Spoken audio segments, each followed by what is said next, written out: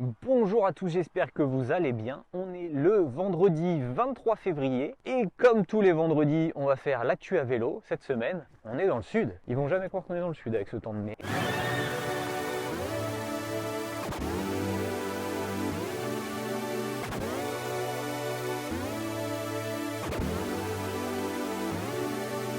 Et cette semaine, on commence avec Shimano qui a présenté ses résultats financiers pour l'année 2023. Donc des résultats qui sont un peu décevants évidemment, notamment je pense pour les actionnaires, puisque Shimano affiche un chiffre d'affaires qui est en baisse de 29% et un bénéfice qui est quasiment divisé par deux par rapport à l'année d'avant. Alors ça reste forcément assez décevant pour une entreprise d'avoir des chiffres qui sont en baisse, mais il faut quand même dire que sur une année où on a eu des marques qui ont licencié, voire qui ont carrément fermé, quand on a une entreprise comme Shimano qui fait 408 millions d'euros de bénéfices, ça va quand même, c'est pas la catastrophe non plus. En fait, ça remet un peu les pieds sur terre à l'entreprise et comme pour beaucoup d'entreprises du vélo qui ont connu des années un peu fastes après les années du Covid avec une forte demande. Donc là, on revient à des chiffres qui sont un peu plus normaux finalement et plus cohérents et qui restent malgré tout très bons pour Shimano. Dans ces résultats, on voit que l'Europe reste très majoritaire dans les chiffres, puisque plus de 50% du chiffre d'affaires est réalisé en Europe pour Shimano. Ça montre que l'Europe est vraiment un marché intéressant pour Shimano. On a quand même des grandes villes et des plus petites villes aujourd'hui en Europe qui s'intéressent réellement au vélo et qui font vraiment des aménagements pour le vélo, n'en déplaise aux fâcheux.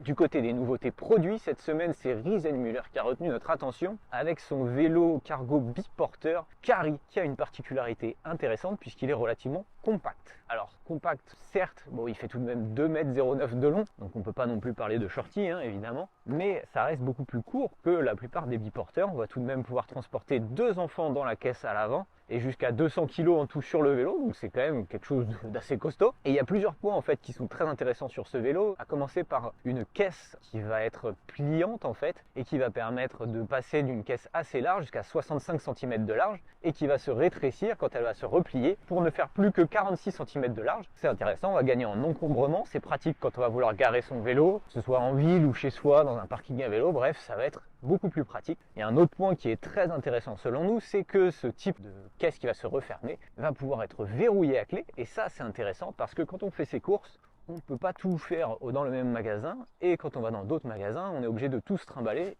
parce qu'on n'a pas envie de laisser ça dans son vélo pour tout se faire piquer. Et donc là, on va pouvoir refermer la caisse, la verrouiller et on sera tranquille pour pouvoir aller faire ses courses. Ça, c'est une très bonne chose. Et autre bonne nouvelle, si on peut dire, c'est que Riesenmüller n'a pas été chercher ce qui se fait de plus haut de gamme pour tous les composants, comme ils en ont l'habitude. Et ici, ils ont été plus rationnels que d'habitude, et ça, c'est assez intéressant.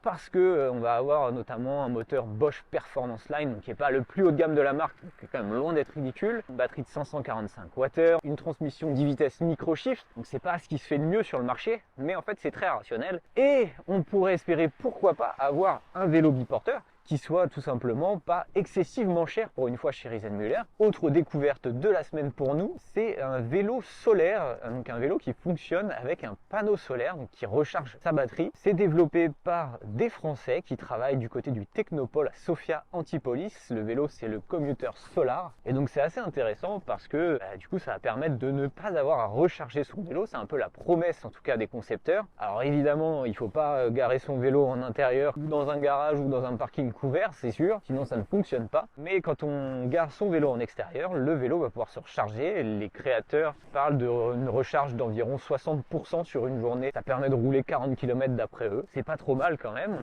Après, il faut aussi accepter de sacrifier son porte-bagages parce que le panneau solaire est fixé sur le porte-bagages. Il prend quand même toute la place sur le porte-bagages. C'est pas forcément l'idéal quand on fait des trajets vers le travail et qu'on utilise des sacoches par exemple. Mais pour certains usages, notamment pour des flottes de vélos, ça peut être intéressant. Justement, ils vont en mettre 50 à disposition du Technopole pour voir un peu, tester comment ça fonctionne dans un usage réel. Du côté des tests, cette semaine, on a Tanguy qui a testé le vélo de C'est du cycle des Français qui travaillent du côté de la Gironde. Et donc ce vélo, c'est le Mobi, un vélo électrique qui est basé sur un moteur Bafang et qui est associé à, c'est ce qui est intéressant sur ce vélo, une transmission automatique. Donc en fait, on a des vitesses intégrées au moyeu à l'arrière, dans la roue arrière, et le changement de vitesse se fait tout seul en fonction de la vitesse à laquelle on roule. On va avoir des paliers à 15 et 20 km/h. Dans l'ensemble, ça marche assez bien. C'est un vélo sur lequel j'ai moi-même roulé et finalement, c'est assez agréable quand on roule tranquillement en ville. On a un vélo qui est quand même très bien équipé, qui est assez confortable, même si les pneus mériteraient d'être un poil plus larges. Mais dans l'ensemble, c'est quand même un vélo qui est bien pensé, bien équipé. Et on a aussi Mathieu qui nous propose un dossier cette semaine sur l'assurance vélo